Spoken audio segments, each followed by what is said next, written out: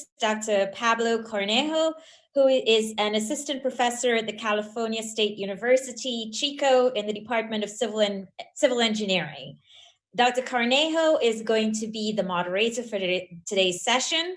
His research focuses on the life cycle environmental impacts of centralized and decentralized wastewater and resource recovery management strategies and sustainability frameworks for water treatment systems.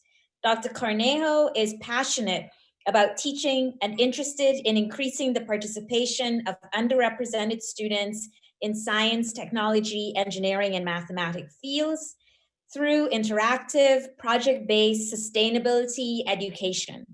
He's also a great musician.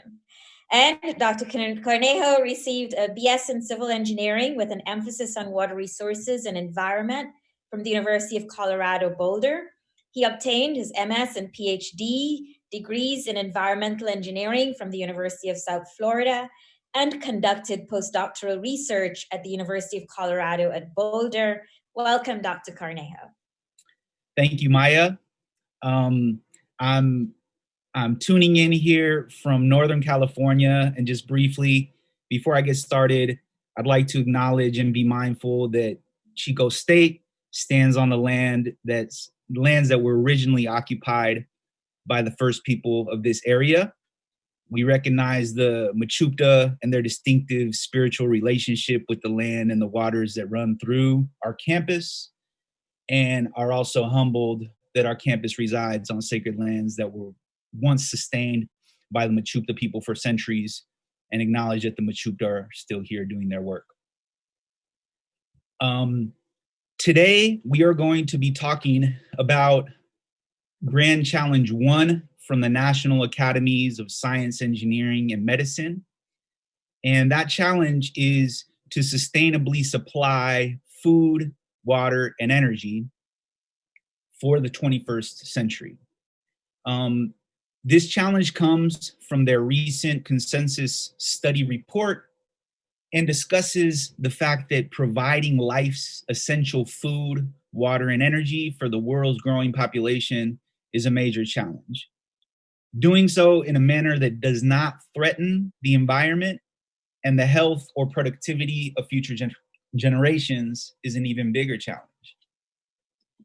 To contextualize this challenge, the world's population is growing and urbanizing, in which we have a larger population of people living in urban areas than rural areas.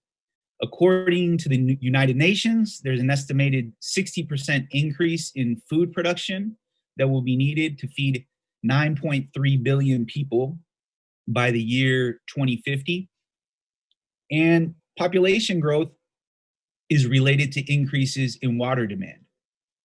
All the while, climate change exacerbates problems associated with water quality and water scarcity, especially in drought-prone areas. Additionally, globally, energy demand will increase as 1 in 7 people in the world currently live without electricity.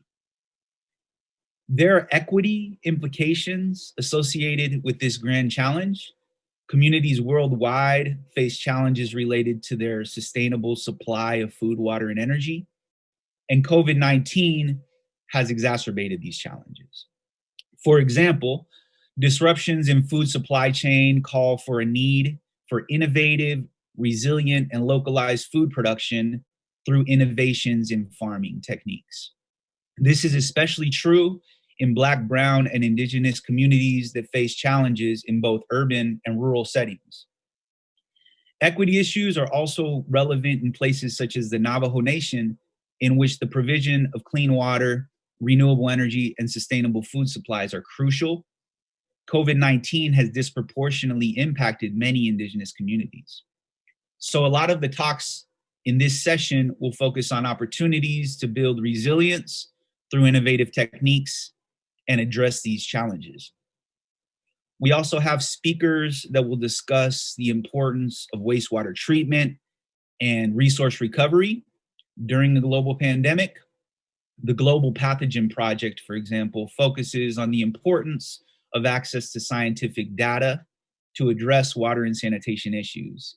And another speaker will be discussing the importance of researching antibiotic resistance and the formation of superbugs in wastewater streams. In summary, the environmental engineering grand challenge #1 highlights that advancing sustainable agriculture to feed our growing population is going to be necessary. Increasing agricultural yields and reduce life cycle environmental impacts is important. Also, addressing food waste challenges is important, in addition to environmental injustices and challenges of hunger.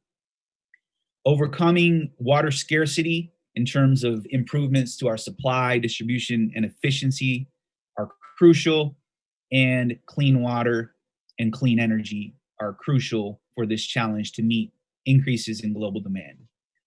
We can approach this through systems thinking, life cycle thinking, resource recovery-based research, and research on resilient systems to improve global outcomes.